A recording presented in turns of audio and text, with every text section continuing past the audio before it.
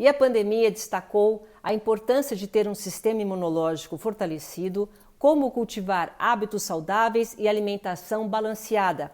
Mas esse período em casa trouxe também o extremo oposto, que é o descontrole alimentar. Comer bem já é um desafio diário, mas durante o período de isolamento, manter uma boa relação com a geladeira virou um tormento para muita gente. No caso da colorista Brena Lira, o resultado desse descontrole alimentar apareceu na balança. As consequências, principalmente para mim, que a compulsão se associa ao meu sedentarismo, que eu parei de fazer atividade quando, no meio da pandemia mais ou menos, eu que há muitos anos vinha lutando contra o efeito sanfona, perdi completamente o controle. O impacto psicológico da quarentena pode ter relação com o descontrole na alimentação. Quem explica é a psiquiatra Cristina de Almeida dos Santos, secretária da Comissão de Transtornos Alimentares da Associação Brasileira de Psiquiatria. Muitas pessoas, obviamente, estão muito ansiosas, preocupadas com o risco de se infectar, com o risco de transmitir o vírus para os familiares. Também muitas estão enfrentando desemprego, perdas financeiras.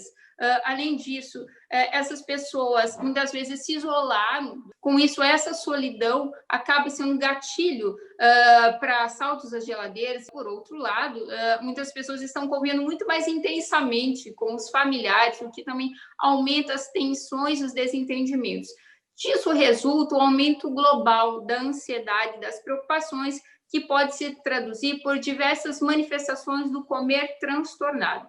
O descontrole alimentar pode ocorrer por diversos motivos, mas é preciso estar atento aos sinais de um possível transtorno. Os transtornos alimentares ocorrem quando a pessoa perde a liberdade de escolher entre comer e não comer, quando ela se torna refém da sua relação com a comida. A partir do momento que a preocupação com alimentação, peso, forma e aparência se tornam preponderantes da vida da pessoa, em detrimento de todos os demais aspectos, aí provavelmente nós estamos de frente de um transtorno alimentar. A bulimia, o comer transtornado e o comer emocional são outros tipos de distúrbios que podem estar relacionados ao estresse. Comer transtornado não são necessariamente transtornos alimentares, mas refletem uma relação disfuncional com o alimento. Então, nós podemos ter desde beliscar, que é quando você se alimenta várias vezes ao dia sem estar com fome, e, por fim, o comer emocional, que é justamente quando nós projetamos estados emocionais geralmente negativos, como tristezas, frustrações, insatisfações, na comida. Literalmente, nós comemos os problemas. Esse comer transtornado pode progredir para um transtorno alimentar propriamente dito, onde pode haver verdadeiros episódios de orgias alimentares, descontrole alimentar, que caracteriza o transtorno da compulsão alimentar. E se essas orgias alimentares forem seguidas, nós podemos ter um quadro de bulimia nervosa. Para controlar essa ansiedade alimentar, a recomendação é procurar um profissional da saúde. Se o objetivo é evitar o encontro com a geladeira, buscar distrações ou realizar atividades durante o dia também podem ajudar. Para controlar minha alimentação, eu tenho preenchido meu tempo. Estou buscando encontrar novas habilidades, novos talentos. Eu tenho aprendido a bordar, a costurar. Dormir cedo é imprescindível. Eu tenho me dedicado a livros que elevam. O livro de Mormon há muitos anos tem sido um excelente companheiro.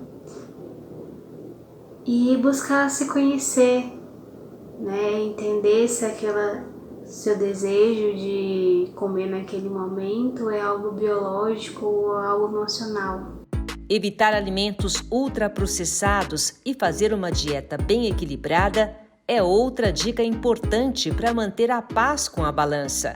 O nutricionista Pedro Ribeiro aconselha manter sempre uma rotina nas refeições. Então, a nossa sugestão é sempre fazer pelo menos 3 principais refeições ao longo do dia.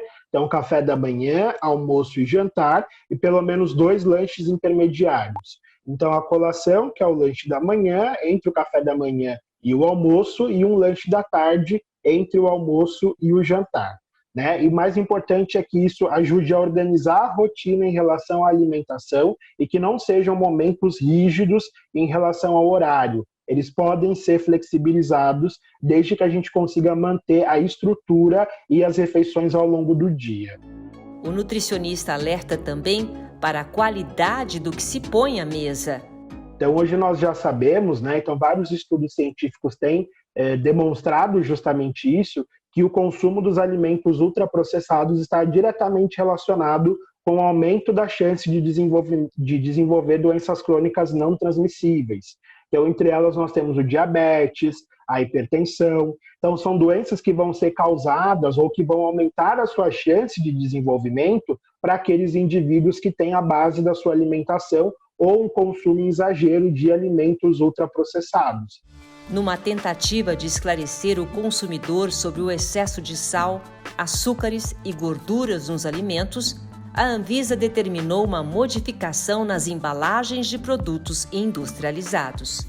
O que a gente observa é que isso vai tornar um pouco mais fácil o entendimento da população leiga sobre como interpretar aquelas informações que estão no rótulo, mas ainda assim é muito importante que a gente consiga orientar, treinar e explicar para a população como fazer a leitura desses rótulos, né? Então, que nomes são esses?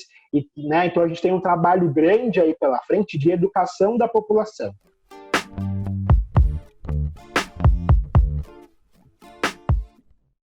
Aprendemos a importância de pensar antes de comer, escolher bem o alimento e procurar ter sempre produtos saudáveis.